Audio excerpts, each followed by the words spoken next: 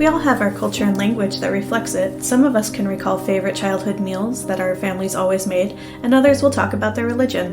When someone enters the United States, they might find that their culture is not present or reflected, but for Native Americans, there's a history of trying to eliminate their culture.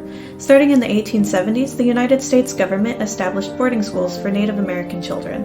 The belief was that by removing the language and culture of the children, the United States could win the war against Native Americans and save the man.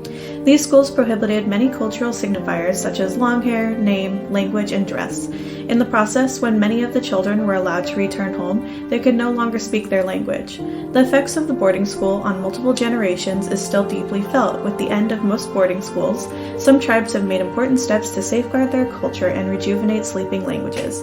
One example of language rejuvenation is the Navajo Nation. The Navajo Nation runs quite a few schools on the reservation.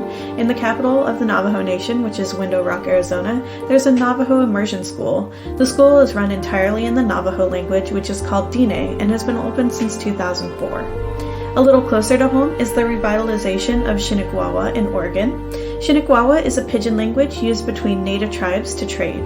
Shinnequawa is spoken on the Grand Ronde Reservation, and after almost sleeping in the 1950s, when the tribes were disbanded, the Grand Ronde tribe has created a program to teach Shinnequawa to others, including non-tribal members.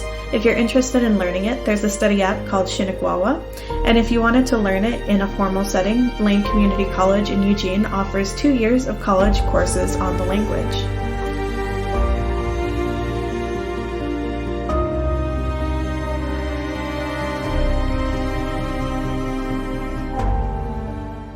Created using Powtoon.